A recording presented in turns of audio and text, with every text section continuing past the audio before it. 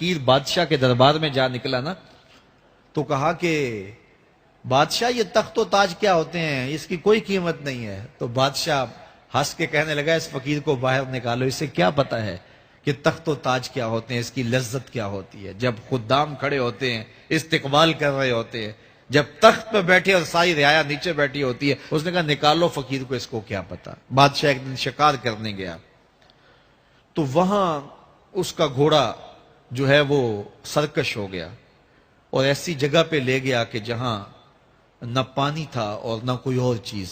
بادشاہ وہاں ہانپ رہا ہے کہ وہی فقیر مشکیزہ ڈالے ہوئے گزرا اور آواز دے رہا ہے پانی لے لو، پانی لے لو۔ بادشاہ کی تو موت واقع ہونے والی تھی، آخری ہچکیاں تھی، تو اس نے آواز دی پانی۔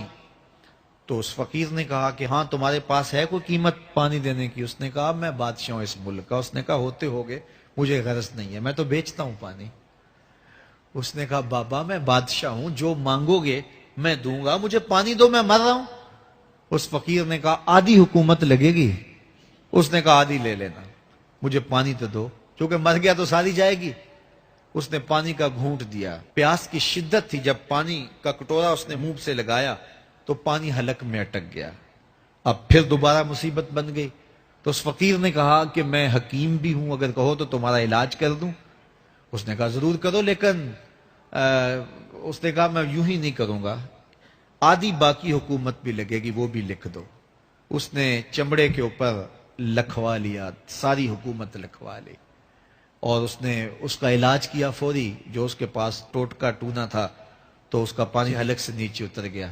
بادشاہ گھوڑے پہ بیٹھا واپس آیا، وقت گزر گیا، عرصہ بیت گیا، بادشاہ پھر تخت پہ بیٹھا تھا، وہی فقیر بھیس بدل کے دوبارہ آ گیا۔ پھر اس نے نصیحت کی کہ آخرت کو یاد کرو، یہ دنیا کچھ نہیں ہے، 4 دن کی کہانی ہے۔ بادشاہ نے کہا تو میرا خیال ہے پہلے بھی کبھی آیا تھا، تو نہیں سمجھتا تخت و تاج کی لذت کیا ہے۔ اس نے کہا اس کی کوئی قدر و قیمت نہیں ہے، چھوڑ اسے، آخرت سب کچھ ہے۔ تو اس نے کہا نکالو اس فقیر بابے کو، یہ اس دن بھی آیا تھا تو آج پھر آ گیا ہے، اپنی راہ لے بابا۔ اس فقیر نے اپنے تھیلے سے وہ چمڑے کی دستاویز نکالی جس کے اوپر اس نے ساری حکومت لکھ کے دی تھی۔ اس نے کہا بادشاہ یہ ہے تیری حکومت کی قیمت، صرف 2 گھونٹ پانی، جس پر تو نازاں ہے، جس پر تجھے فخر ہے، تو قبل اس سے سورج مغرب سے طلوع ہو جائے، توبہ کا دروازہ بند ہو جائے، سانسیں اٹک کے حلق تک آ جائیں اور ہماری زندگی کا دفتر سمیٹ دیا جائے، اور پھر پچھتائیں ہائے جو چند لمحے ضائع کیے، ہائے جو زندگی برباد کی، وہ کیوں برباد کی۔ کل کے پچھتاوے سے بہتر آج کا پچھتاوا، زندگی پلٹ ہوگا، وقت پر کافی ہے ایک قطرہ بھی آب خوش ہنگام کا، جل گیا جب کھیت برسا می تو پھر کس کام کا۔ آئیے میں اور آپ اپنی زندگی کو مالک کی چوکھٹ پہ، مالک کی دہلیز پہ لے جائیں، اس کے حضور سچی توبہ کریں، رجوع لائیں، اپنے گناہوں سے معافی مانگیں، وہ کریم ایک آنسو سے سارے گناہ معاف کر دے گا۔